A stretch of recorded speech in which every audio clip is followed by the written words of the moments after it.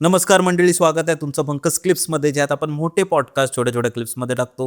ही story तुम्ही नक्की enjoy कराल, पण त्याआधी सबस्क्राईब करायला विसरू नका. मला एक अजून एक प्रश्न होता की तुम्ही आता बरेच असे हॉरर मूव्हीजचे स्क्रिप्ट लिहिले आहेत किंवा रेकॉर्ड केले आहे. असा कोणता पिक्चर आहे जो तुम्हाला आवडला आहे किंवा त्यातली गोष्ट तुम्हाला आवडली आहे, आणि त्याची गोष्ट काय आहे? एक्झॉसिस्ट. आणि तो रिअल हॉन्टेड फिल्म आहे. काय आहे त्याची स्टोरी? एक्झॉसिस्ट म्हणजे एका मुलीच्या अंगात 5 डेव्हिल होत्या. द एक्झॉसिझम तो आहे 83 मधला मूवी आहे. आणि त्या मूवीची गोष्ट पण अशी की त्यातला एकही माणूस आज जिवंत नाही आहे. 3 पार्ट आहेत त्या मूवीचे, एकही माणूस जिवंत नाही आहे. ॲक्च्युअल मूवीमधले ॲक्टर्स जिवंत नाही आहेत. क्रू पासून सगळे लोक मेलेले आहेत. Mysterious death, accident, heart attack, severe attack, burn होऊन, कोणाच्या अंगावर काहीतरी कोसळले, प्लेन क्रॅश, वाईट मृत्यू. एका मुलीच्या अंगात 5 आत्मे असतात, पण ॲक्च्युली आत्मा असतो लुसिफरचा.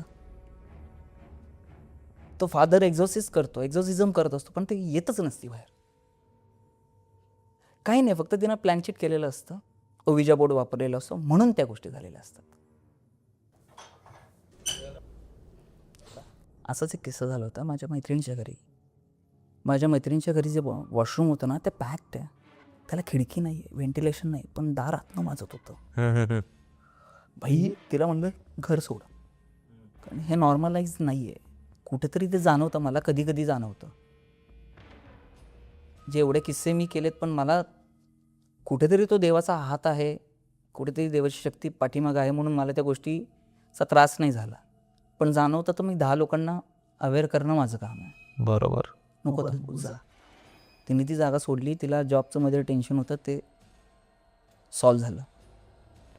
आपल्या पण स्टुडिओमध्ये काहीतरी सो जसं तुम्ही म्हणला की कुठली एक स्क्रिप्ट, तर वेरोनिका नावाची एक नेटफ्लिक्सवर सिरीज आहे.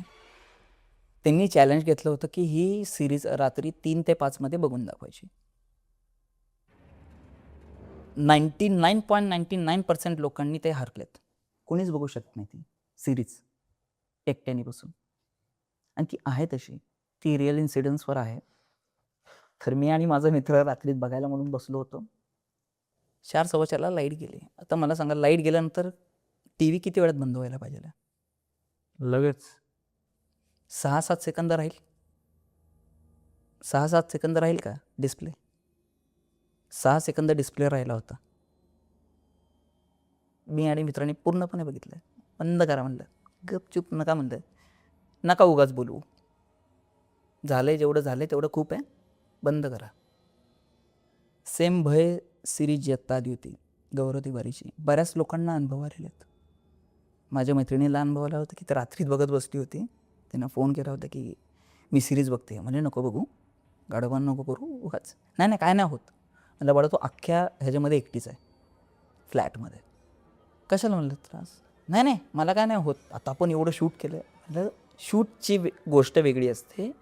काही गोष्टी काही मीडियममधनं येऊ शकतात, नको बघू. बरोबर. मी तुला सांगतो, वाटल्यास तुला चांगल्या सिरीज मी सजेस्ट करतो. आज रात्री एकटे आहे तर मी चांगल्या सिरीज तुला सजेस्ट करतो. काही नाही होत. रात्री 2:30ला फोन बिने कसं तरी होतं, असं वाटतं काहीतरी आहे. म्हटलं बघ, म्हणलं भूक तुझ्या कर्माची फळं. तिला रात्रीत मग मित्राला फोन केला. तिला म्हणलं मग मैत्रिणीच्या घरी जा. ते जरा शांत. 2-4 दिवसांनी परत गेली. परत म्हणली रात्रीच काही ना काहीतरी होतं. म्हणजे तू कशाला म्हणलं केलं ते? कारण काही गोष्टी अशा असतात की काही मंत्र वगैरे उच्चारण वगैरे जे असतात ना, ते रिअल लाईफशी कनेक्टेड होतात. आपण म्हणतो नाही मल्टिवर्स काइंड ऑफ असतं, हे तसं मल्टिवर्स आहे.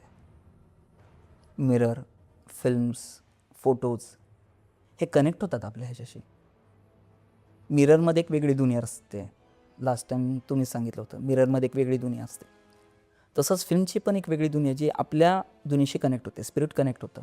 फोटोमधनं पण स्पिरिट कनेक्ट होतच होतं. किंवा जे इथे ॲक्च्युअल स्पिरिट आहेत, मे बी ते ॲक्टिवेट होत असते. हो, कारण तुम्ही ते बघताय, त्यांच्याबद्दल बोलताय आणि त्यात तुम्ही काय करताय? काहीतरी खातपीत बोलताय, मजाक उडवताय. साहजिकच आहे ना. तुम्ही त्याच्याविषयी जर हे करायला गेलं तर साहजिकच आहे, तुम्हाला त्रास देणारच, नो डाऊट. तुम्ही आता कोणता अजून एक किस्सा सांगणार आहात? हा किस्सा माझ्या आजोबांच्या बाबतीत घडलेला आहे. माझे आईचे जे वडील आहेत त्यांच्या बाबतीत. तर पूर्वी शेतामध्ये पाणी यायचं खूप उशिरा, रात्रीत वगैरे पाणी यायचं.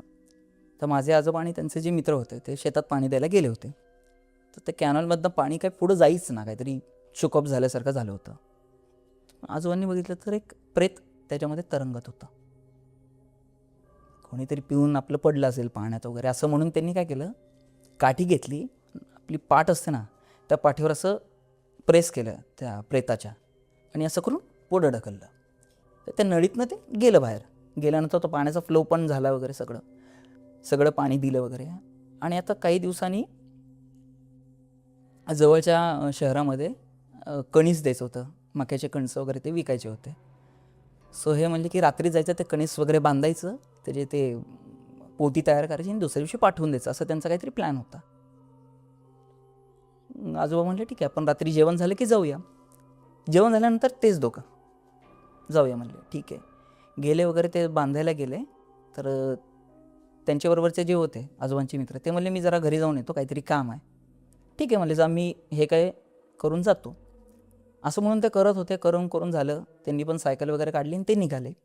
निघाल्यानंतर त्याच ठिकाणी जिथं ते पाण्याचं झालं होतं ना, त्याच कॅनलवर एक माणूस शौचाला बसला असं त्यांना दिसलं. कोण आहे रे असं म्हणून त्यांनी हे केलं, तर फक्त वरचा भाग उभा राहिला.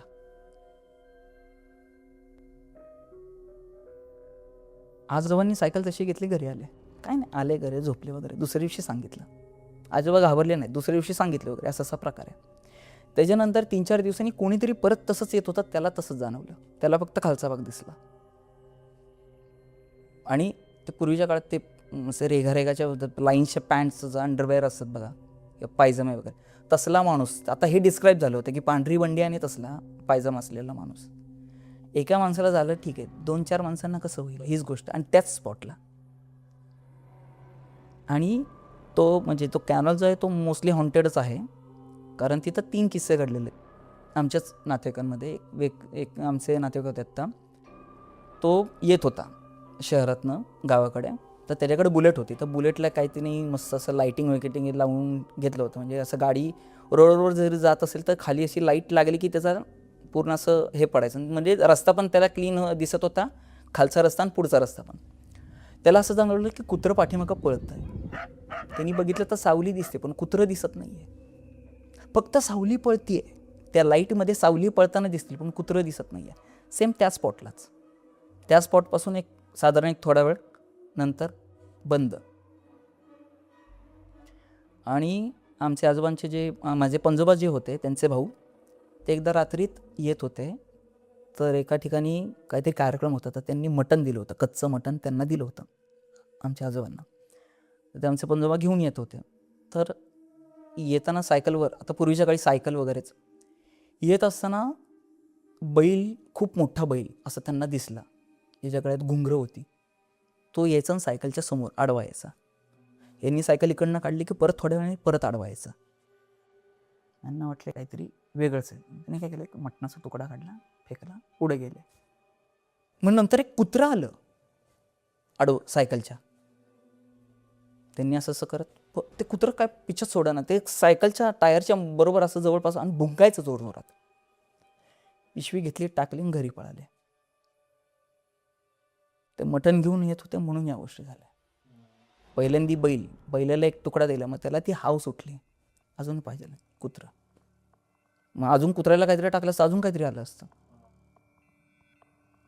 ते आज आमच्या पणजोबांच्या लवकर लक्षात आलं म्हणून त्यांनी ते वेगवेगळ्या रूपात येत होतं, कारण तू त्यांना होप दिला ना. एक दिलं म्हणजे अजून मिळेल, अजून एक दिलं, मग घरापर्यंत पाठलाग केला असं त्याने.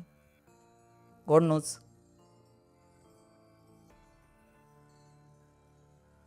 खूप खतरनाक वाटतात किस्से. आणि आमच्या गावाच्या इथलाच एक किस्सा आहे, हा तर खरा किस्सा आहे. बरेच लोक बिलीव्ह नाही करत, पण हा खरा किस्सा की पूर्वीच्या काळी जे जमीनदार वगैरे असायचे ते घोड्यावर यायचे.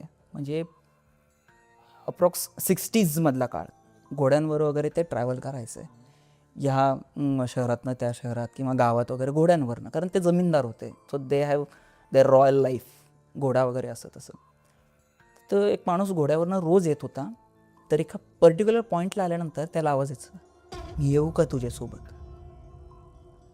तर जमीनदार वॉज लाईक ब्रेव होता तो, त्याला काही घेणं देणं नव्हतं, तो आपला इग्नोर करायचा आणि जायचा. असं करत करत बरेच दिवस झाले त्याला आवाज यायचा एका पर्टिक्युलर पॉईंटला. तो मित्रांमध्ये असंच बोलत होता, तर मित्र म्हणले एक दिवस ये म्हण, काय होतं बघ. म्हणलं ठीक आहे, मी म्हणतो ये, काय होतं बघू. मग त्याने आधी थोडं रिसर्च केलं की नक्की काय असेल. कुठल्या तांत्रिकाला विचारलं, कुणाला विचारलं, तर त्याला काही गोष्टी कळाल्या. तो म्हणला ठीक आहे. तो तिथं गेल्यानंतर यावेळेस तो प्रॉपर तयारीनं गेला होता. तिथे गेल्यानंतर परत आवाज आला, मी येऊ का. तो जसा म्हणला ये, त्या घोड्याच्या पुढे एक बाई आली. तो म्हणला बस, मी तुला सोडतो कुठं सोडायचं आहे. ती बाई बसली, घोडा चालू झाला. तर तिचे काहीतरी एक लिमिट असेल, ते लिमिट झाली तरी सुद्धा त्या बाईला उतरता आलं नाही. ती बाई उतरलीच नाही. खाली उतरल्यानंतर तिच्या पायाला खडे टोचले. ती म्हणली हे कसं झालं पॉसिबल. त्या बाईचा तिनं पदर, घोड्याचे केस आणि त्या बाईचे केस एकत्र कापून एक पुडी करून ठेवली होती, वशीकरण टाईप. त्या स्पिरिटला एक ह्युमन फॉर्म तयार झाला होता, त्यामुळे तिला पायाला खडे टोचले. ती ह्युमन फॉर्ममध्ये आली होती. त्याच्यानंतर त्या जमीनदाराने त्या बाईशी लग्न केलं आणि अजूनही त्यांचा संसार चालू, ते काय म्हणतो आपण, त्यांचा वारस आहे अजूनही, वारसदार अजूनही आहेत. ती ह्युमन फॉर्ममध्येच होती मरेपर्यंत. त्याचा मृत्यू नॅचरल झालेला आहे, त्या माणसाचाही मृत्यू नॅचरल, आणि त्यांची जी पिढी आहे ती अजूनही आहे त्या गावात. बापरे. मला त्याचं की कुठल्या तांत्रिकांनी ते सांगितलेलं असेल, त्याला डेअरिंग एवढं कसं झालं ह्या सगळ्या गोष्टी एकत्र करून ते गाठ मारून ठेवायचं. बरं तिला कळू न देता ती पुढंच बसलेली आहे. बहुतेकदा असं पण होतं खूपदा की जी एंटिटी असते किंवा जी आत्मा असते, कारण आपण ह्यातच काम करतोय आणि तो त्यांचा वेळ पण असतो, तर ते लोकच आपल्याला थांबवतात. हो, कारण कसं आहे ना, कुठं ना कुठंतरी आपण त्यांना डिस्टर्ब करतोय असं पण असेल. मे बी आपला तो मोठो पण नसेल की मला त्याला डिस्टर्ब करायचं आहे, पण त्यांना तसं वाटत असेल तर आणि त्यांचं थिंकिंग आपण नाही बदलू शकत. ती त्यांची एक स्पेस आहे, आपण त्यांच्या स्पेसमध्ये जाऊन, त्यांच्या प्लेसवर जाऊन त्यांच्या विषयीच काहीतरी बोलतोय. त्यांना ते नाही ना कळणार की हे फिल्म आहे किंवा काय.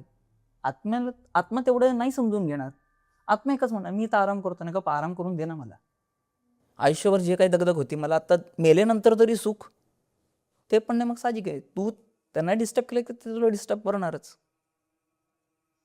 मंडळी, जर तुम्हाला ही स्टोरी आवडली असेल तर डिस्क्रिप्शनमध्ये आम्ही पूर्ण एपिसोडची लिंक टाकलेली आहे, तो चेकआउट करायला विसरू नका. त्यात अशाच प्रकारच्या भरपूर स्टोरीज अवेलेबल आहेत आणि सबस्क्राईब करायला विसरू नका.